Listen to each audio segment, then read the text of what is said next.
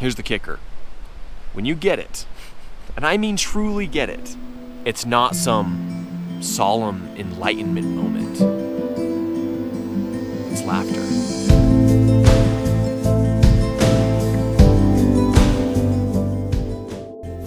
You ever stop and think that your life might just be one big cosmic joke? And I don't mean that in a nothing matters kind of way, but in like a paradoxically enlightening kind of way. In today's video, we're going to be talking about how your life is truly laughable, not because it's insignificant, but because it's infinite. Let's get into it.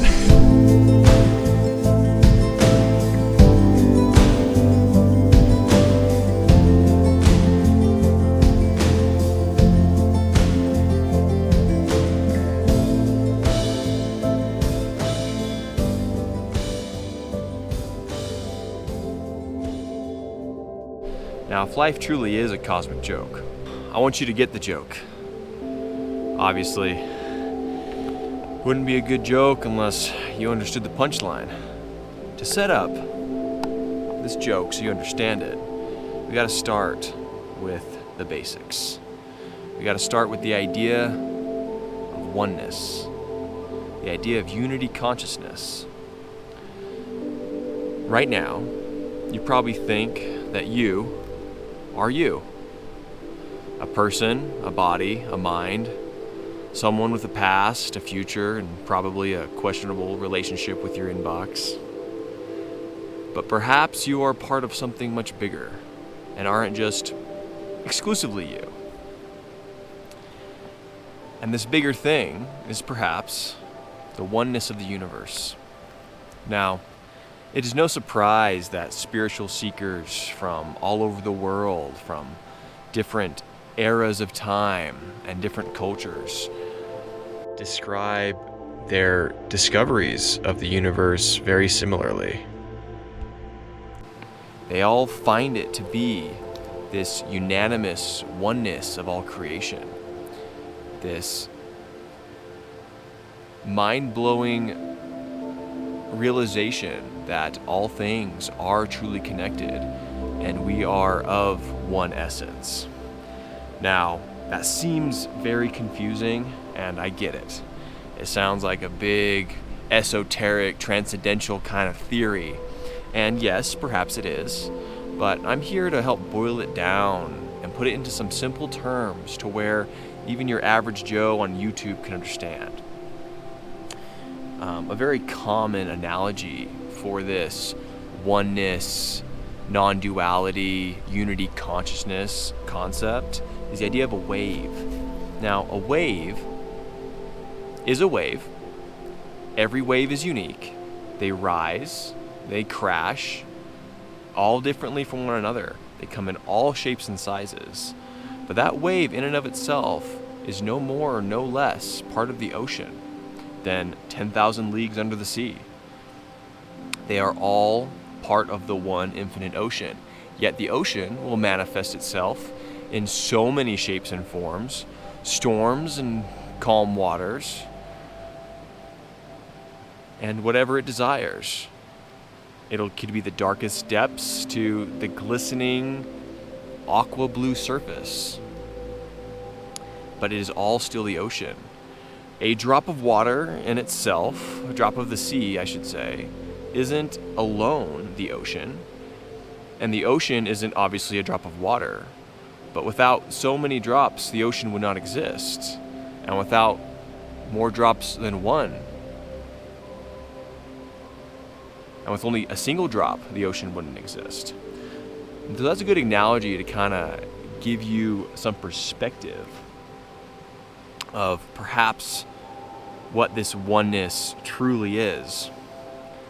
Now, I want to read some quotes from some spiritual teachers that I personally resonate with, and I hope you will too.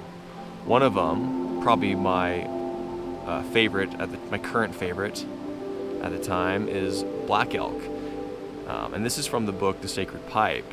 And his quote reads, "The first piece, which is the most important, is that which comes within the souls of people when they realize their relationship, their oneness with the universe and all its powers. And when they realize at the center of the universe dwells the Great Spirit, and that its center is really everywhere, it is within each of us. That, probably one of my favorites of Black Elk's quotes, if not my favorite of quotes in general. It beautifully words this concept in a way that sounds so wonderful. And it rings to the same tune as a lot of what Jesus said. A lot of my Christian friends will hear that and hear some of the things that Jesus said about the kingdom of heaven within us. This is from Luke 17:20 and 21. It reads, "And when he was demanded of the Pharisees when the kingdom of God should come, he answered them and said, The kingdom of God cometh not with observation, neither shall they say, Lo here, lo there, for behold, the kingdom of God is within you." It shows the divinity is not just in us but around us, and we are truly part of it.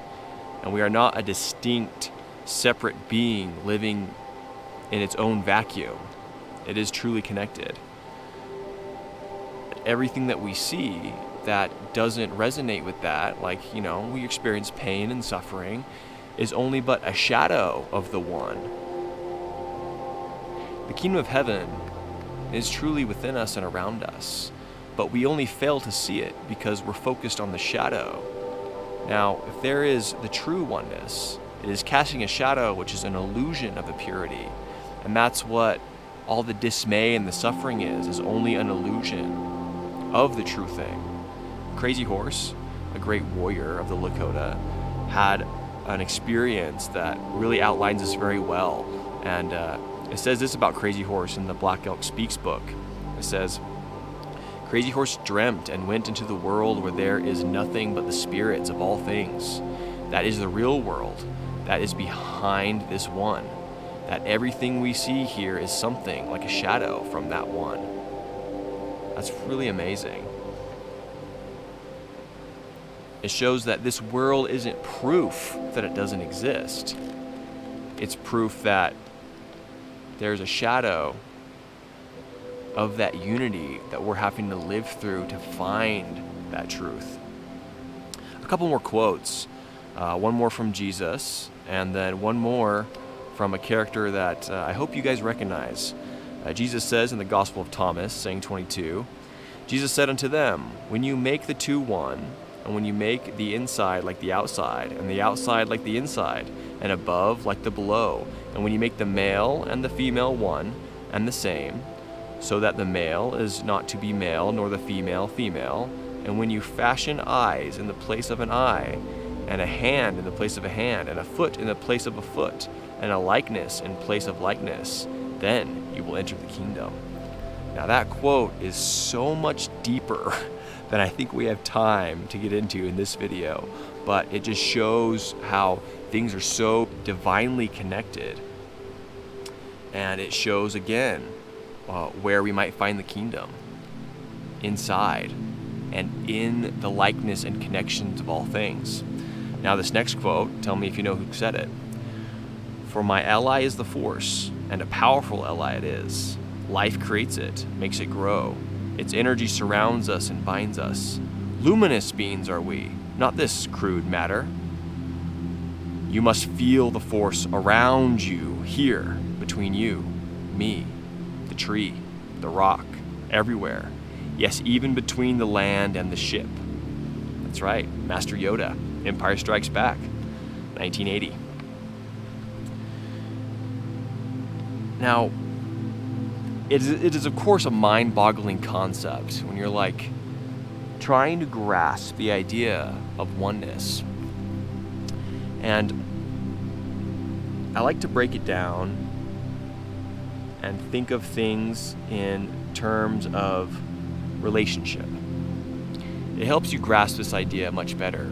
If you don't, because oneness, yes, it's all the same. It's such a big concept for our minds. So I like to think of things as they cooperate with each other. Think about a tree. A simple tree is dependent on so much to be a tree.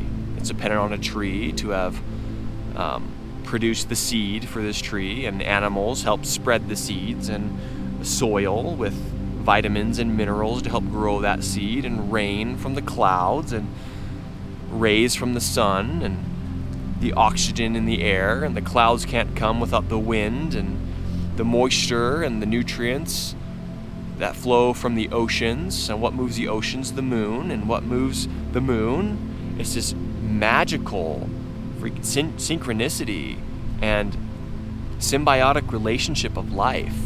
The sun and the moon and the earth and the perfect rotation of the planets and the galaxy all form a perfect environment for one thing to grow, and the cooperation of everything on land to make that thing grow. Nothing can exist in a vacuum.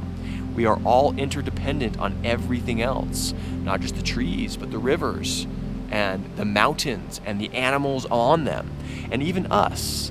And yes, we seem the most distant from this natural cycle of life, but we are no different.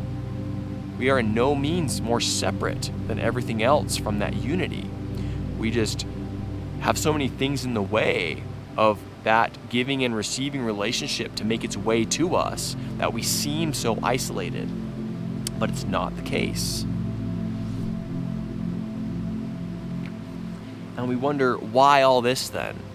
Why all this cooperation for that tree? Why the tree? Why the deer? Why these strange sea creatures and insects that have really no apparent use other than just existing?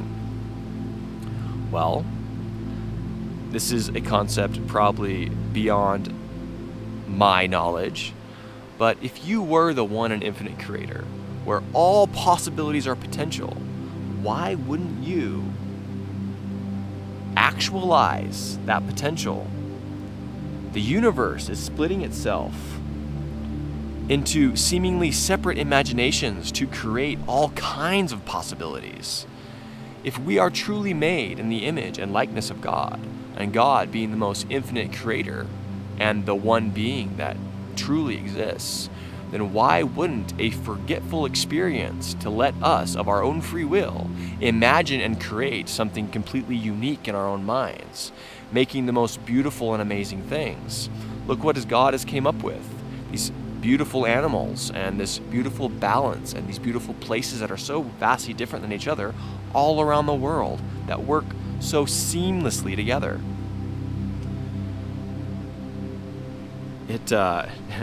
It reminds me of another Black Elk quote, and I'll be quoting him a lot today. He's got a well of wisdom.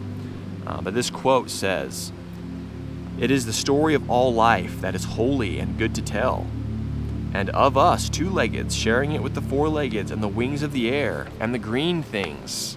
For these are children of the one mother, and their father is one spirit."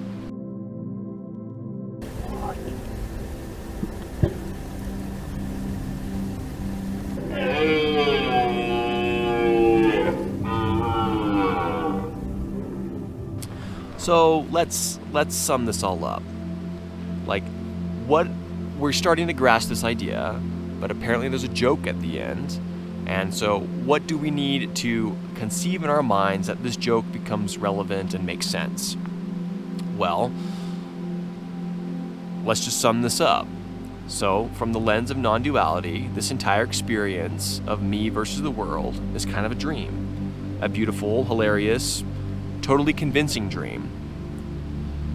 Non-duality says there's no separation, there's just oneness, one infinite awareness, pretending very convincingly to be all these little separate beings, like a game of cosmic hide and seek where one hides from itself as you. And the punchline, well, you never left. You've been the infinite this whole time.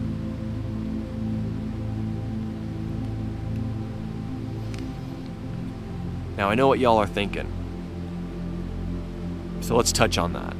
You're like, okay, so what about evil? What about all the wretchedness of the world? That does in no way promote this idea of oneness. Well, let's touch on the bad and the suffering in the world. Let's talk about conflict, wars, drama, Karen honking her horn. It all feels so real, right?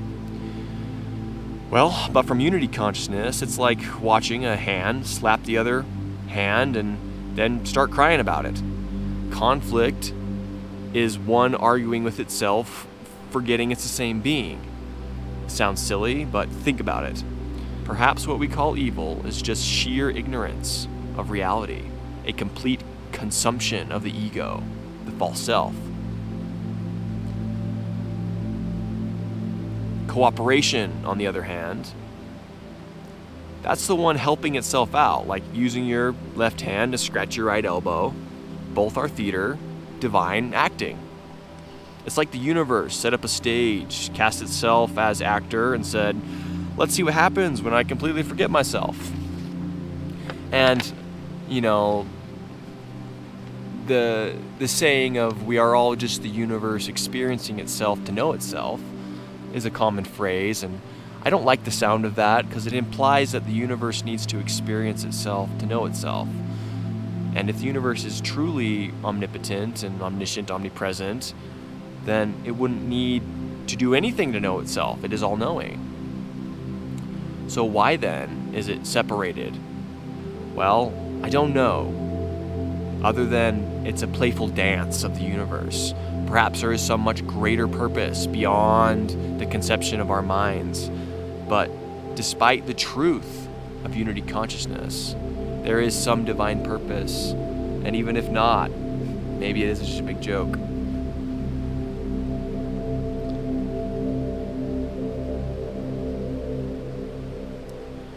Regardless, there are two sides of this same coin. You have noticed that truth comes into the world with two faces. One is sad, with suffering, and the other laughs. But it is the same face, laughing or weeping. When people are already in despair, maybe the laughing face is better for them. And when they feel too good and are too sure of being safe, maybe the weeping face is better for them to see. Another Black Elk quote there for you. That shows both sides of the same coin can exist with each other to find that balance. And so many of us suffer with the depression and the anxieties of the world.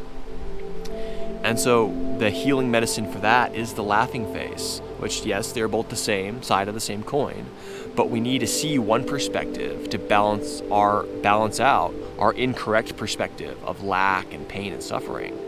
Now, if we become too serious or too caught up in the game, too silly and too consumed with ego and desires, maybe we need to see that sadness to help that balance come into play. Maybe that shows the purpose of why karma has to do what it does to help our perspective see. And Black Elk lays it out beautifully right there. It is no less the responsibility of ours and the responsibility of the universe to help bring that balance. Now, warriors, like Black Elk and the samurai and the Jedi of Star Wars, are deeply aware of this concept. For them, it is not merely a concept, but the truth, a truth that brings great peace. And this peace must be defended and protected from those ignorant ones who have fallen into the corruption of the ego that seeks power and greed. For unity consciousness is all loving, yes, forgiving, yes, but not fully tolerant. There is a place for combat in the defense of greater ideals and the healing of mankind and the halting of corruption.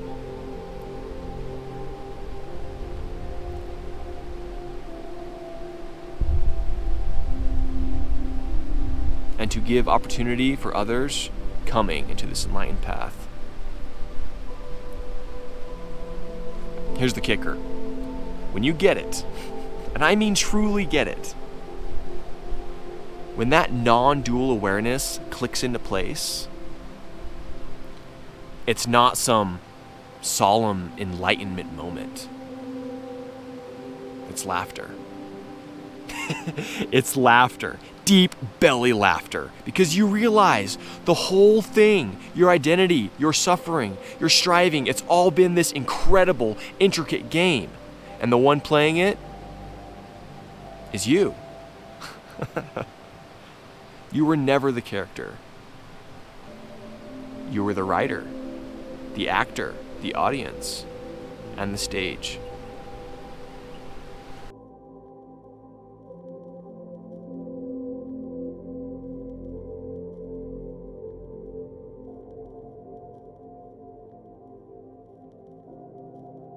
Now, this doesn't mean stop playing the game. No, the joke gets funnier once you're in on it. You still pay taxes, you still get frustrated in traffic sometimes, but deep down you know it's just the infinite dancing with itself. And that knowledge, that smile you carry in your soul, that's what makes you free. Because once you see the joke, you can't unsee it. You're in on it now.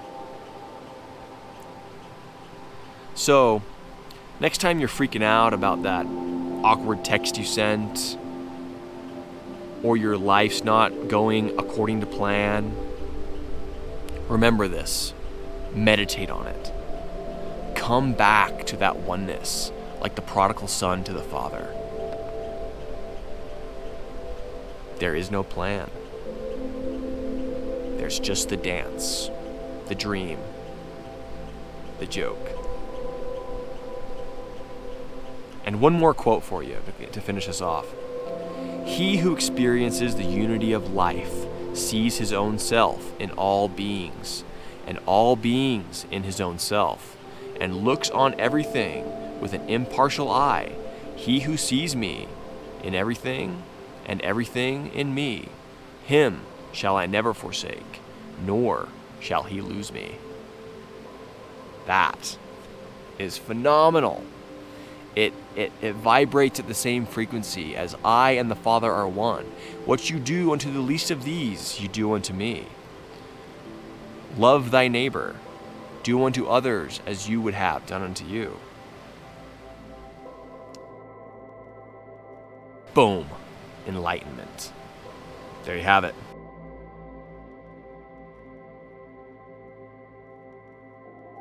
Show some love down below. Leave this video a like. Subscribe if you're interested in more content like this. And feel free to question your reality in the comments below. And we'll see you guys in the next one. Peace.